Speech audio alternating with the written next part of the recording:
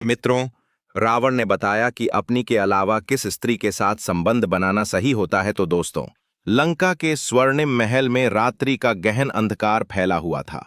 मंदोदरी के सो जाने के पश्चात रावण अकेला अपने ध्यान कक्ष में बैठा था। बाहर समुद्र की लहरें टकरा रही थीं और भीतर रावण का मन किसी गहरे चिंतन में डूबा हुआ था।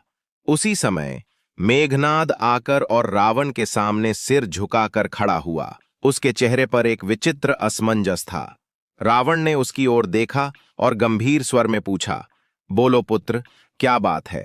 मेघनाद रावण से बोला, पिताश्री, युद्ध में हम दिन प्रतिदिन प्रबल होते जा रहे हैं, परंतु मेरे कुछ मित्र मुझसे पूछते हैं कि राक्षस योद्धा होने के नाते क्या हमें अपनी इच्छाओं की पूर्ति के लिए किसी भी स्त्री को अपना बना लेने का अधिकार है? क्या कोई मर्यादा नहीं होती? रावण ने अपनी आंखें बंद कर लीं। वो जानता था कि ये प्रश्न केवल एक जिज्ञासा नहीं, बल्कि आने वाले भविष्य की दिशा तय करने वाला था। उसने गहरी सांस ली और बोला, पुत्र, ये सत्य है कि हम राक्षस कुल में जन्मे हैं।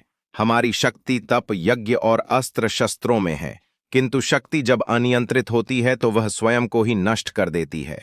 मैंने अपने जीवन में यह सीख बहुत देर से पाई, पर आज तुझे बताना आवश्यक समझता हूं।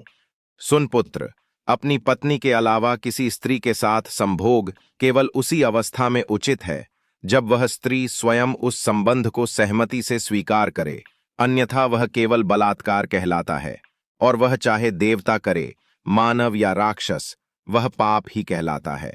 मेघनाद स्तब्ध रह गया।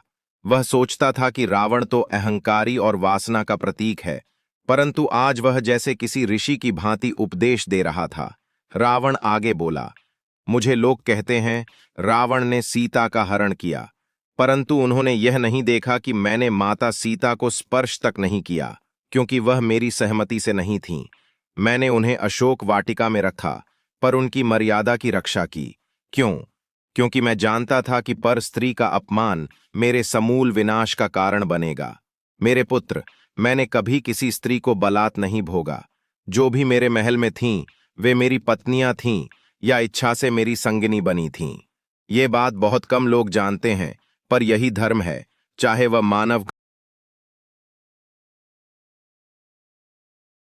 मानव का हो या राक्षस का। मेघनाद ने पूछा, तो क्या बलपूर्वक किसी भी स्त्री को प्राप्त करना पाप है, भले ही वह शत्रु की हो? रावण ने मेघनाद को उत्तर दिया, स्त्री कोई वस्तु नहीं, वह शक्ति है। जो उसका अनादर करता है वह शक्ति के कोप का शिकार होता है। सीता के हरण का पाप मेरे सर्वनाश का कारण बनेगा, मैं जानता हूं। इसीलिए आज मैं तुझसे कहता हूं, पुत्र, अपनी पत्नी के अतिरिक्त किसी स्त्री को स्पर्श करने से पूर्व ये देख लेना कि वह स्वयं इच्छुक है या नहीं। यदि वह सहमत न हो तो वह नर्क का द्वार है।